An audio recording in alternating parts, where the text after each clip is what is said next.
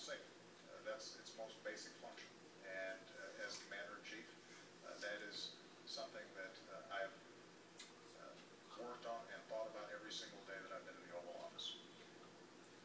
But I also believe that government has the capacity, the federal government has the capacity to help open up opportunity and create ladders of opportunity and to create frameworks where the American people can succeed. Look, the genius of America is the free enterprise system and freedom, and the fact that people can go out there and start a business, work on an idea, make their own decisions. But as Abraham Lincoln understood, there are also some things we do better together. So in the middle of the Civil War, Abraham Lincoln said, let's help to finance the Transcontinental Railroad.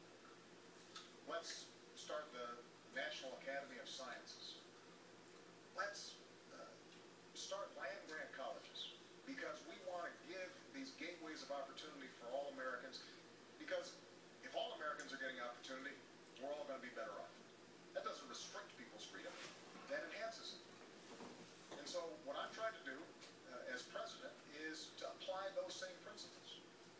And when it comes to education, what I've said is we've got to reform schools that are not working. We use something called race to the top. It wasn't a top-down approach, Governor. What we've said is to states, we'll give you more money if you initiate reforms. And as a consequence, you have 46 states around the country who have made a real difference. But what I've also said is, let's hire another 100,000 math and science teachers to make sure we maintain our technological lead and our people are skilled and able to succeed. And hard-pressed states right now can't all do that. In fact, we've seen layoffs of hundreds of thousands of teachers over the last several years, and Governor Romney doesn't think we need more teachers.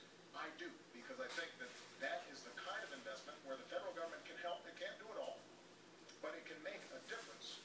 And as a consequence, we'll have a better trained workforce, and that will create jobs because companies want to locate in places where we've got a skilled workforce. 2 minutes, Governor, on the role of government. Your view. Well, first, I love great schools. Massachusetts has schools that rank #1 of all 50 states. And the key to great schools, great teachers.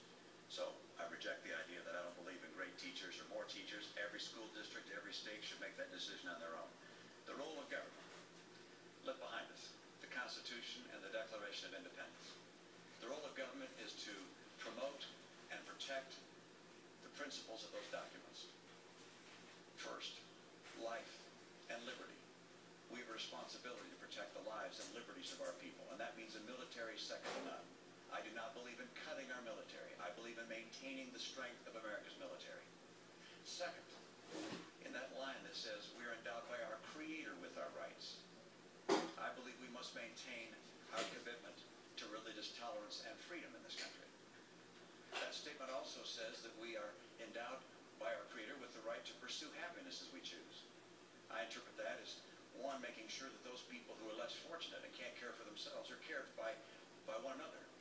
We're a nation that believes that we're all children of the same God, and we care for those that have difficulties, those that are elderly and have problems and challenges, those that are disabled. We care for them, and we look for discovery and innovation. All these things desire out of the American heart to provide the pursuit of happiness for our citizens.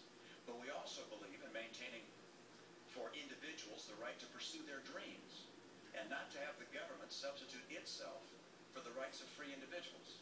And what we're seeing right now is, in my view, a trickle-down government approach, which has government thinking it can do a better job than free people pursuing their dreams, and it's not working. And the proof of that is 23 million people out of work. The proof of that is 1 out of 6 people in poverty. The proof of that is we've gone from 32 million on food stamps to 47 million on food stamps. The proof of that is that 50% of college graduates this year can't find work. We know that the path we're taking is not working. It's time for a new path. All right, let's go through some specifics in terms of how each of you views the role of government. Education. Does the federal government have a responsibility to improve the quality of public education in America? Well, the primary responsibility for education is of course, at the state and local level. But the federal government also can play a very important role. And I agree with Secretary Arne Duncan. He's some ideas he's put forward on Race to the Top. Not all of them, but some of them I agree with. And congratulate him for pursuing that. The federal government can get local and and state schools to do a better job.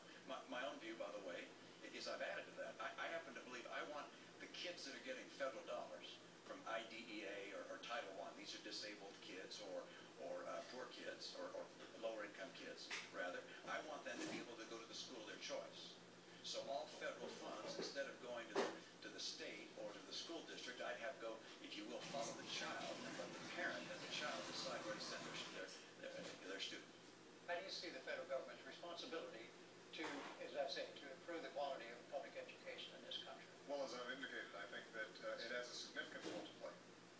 Through our Race to the Top program, we've worked with Republican and Democratic governors to initiate major reforms, and they're having an impact right now. Do you think you have a difference with your views and those of Governor Romney about education?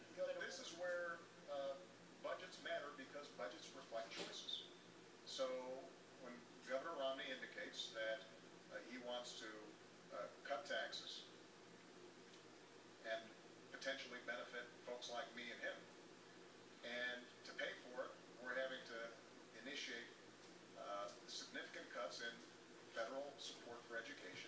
That makes a difference. You know, his running mate, Congressman Ryan, put forward a budget that reflects many of the principles that Governor Romney's talked about. And it wasn't very detailed. This seems to be a trend, but what it did do is if you extrapolated how much money we're talking about, you look at cutting the education budget by up to 20%. When it comes to community colleges, we are seeing great work done out there all over the country because we have the opportunity to train people for jobs that exist right now. And one of the things I suspect Governor Romney and I probably agree on is getting businesses to work with community colleges so that they're setting up their training programs. Be your brief, Governor? Let me just finish the point. I suspect it'll be a small around my state, by the way, yeah. Where they're partnering so that they're designing training programs, and people who are going through them know that there's a job waiting for them if they complete. Okay. That makes a big difference, but that requires some federal support. Let me just say one final example. When it comes to making college affordable, whether it's 2-year or 4-year, one of the things that I did as president was we were sending $60 billion to banks and lenders as middlemen for the student loan program, even though the loans were guaranteed. So there was no risk for the banks and the lenders, but they were taking billions out of the system. And we said, why not cut out the middleman? And as a consequence, what we've been able to do is to provide millions more students assistance, lower or keep low interest rates on student loans. And this is an example of where our priorities make a difference. Governor Romney, I genuinely believe, cares about education. But when he tells a student that, you should borrow money from your parents to go to college, that indicates the degree to which, there may not be as much of a focus on the fact that folks like myself, folks like Michelle, kids probably who attend University of Denver, just don't have that option. And for us to be able to make sure that they've got that opportunity and they can walk through that door, that is vitally important, not just to those kids. It's how we're going to grow this economy over the long term. We're running out of time. Jim, so I think you have a chance. Yes, respond to that. Yes, sir. Mr. President, you're entitled as president of your own airplane and your own house, but not your own facts. All right, I'm not going to cut education funding. I don't have any plan to cut education funding and grants that go to people going to college. I'm planning on continuing to grow, so I'm not planning on making changes there. But you make a very good point, which is that the place you put your money just makes a pretty clear indication of where your heart is. You put $90 billion into green jobs. And I'm all in favor of green energy. $90 billion. That would have hired 2 million teachers. $90 billion. And these businesses, many of them have gone out of business. I think about half of them, of the ones that have been invested in, have gone out of business. A number of them happen to be owned by people who are contributors to your campaigns. Look, the right course for America's government, we're talking about the role of government, is not to become the economic player, picking winners and losers, telling people what kind of health treatment they can receive, taking over the healthcare system that has existed in this country for a long, long time and has produced the best health records in the world. The right answer for government is to say, how do we make the private sector become more efficient and more effective?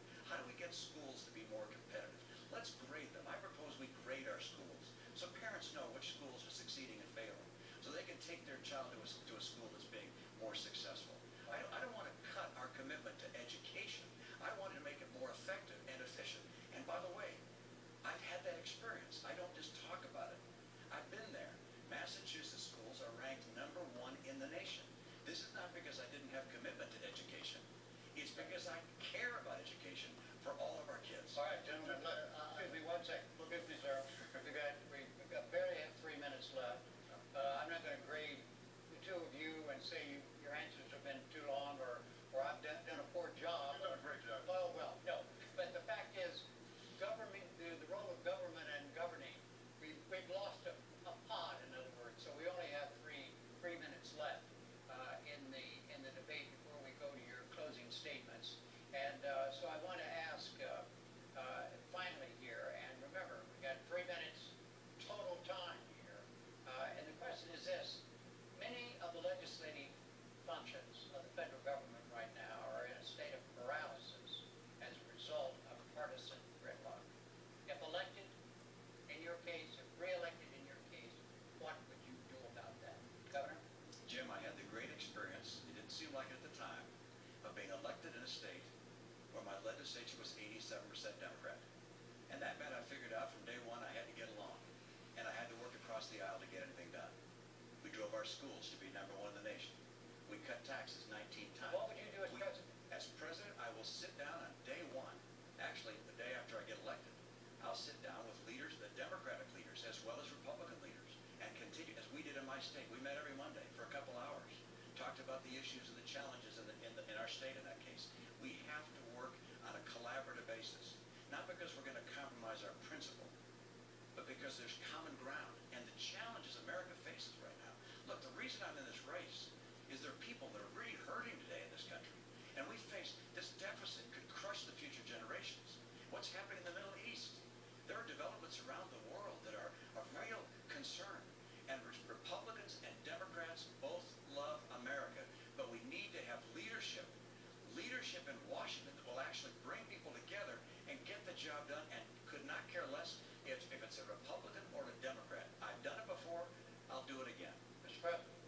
First of all, I think Governor Romney's going to have a busy first day because he's also going to repeal Obamacare, which will not be very popular among Democrats as you're sitting down with him. But, look, my philosophy has been, I will take ideas from anybody, Democrat or Republican, as long as they're advancing the cause of making middle-class families stronger and giving ladders of opportunity to the middle class. That's how we cut taxes for middle-class families and small businesses. That's how we cut $1 trillion of spending that wasn't advancing that cause. That's how we signed 3 trade deals into law that are helping us to double our exports and sell more American products around the world. That's how we repealed Don't Ask, Don't Tell. That's how we ended the war in Iraq, as I promised, and that's how we're going to wind down the war in Afghanistan. That's how we went after Al-Qaeda and bin Laden. So we've seen progress even under Republican control of the House of Representatives. But ultimately, part of being principled, part of being a leader is A, being able to describe exactly what it is that you intend to do. Not just saying, I'll sit down, but you have to have a plan. Number 2, what's important is occasionally you've got to say no to folks both in your own party and in the other party. And yes, have we had some fights between me and the Republicans when they fought back against us reining in the excesses of Wall Street? Absolutely, because that was a fight that needed to be had. When we were fighting about whether or not we were going to make sure that Americans had more security with their health insurance, and they said no, yes, that was a fight that we needed to have.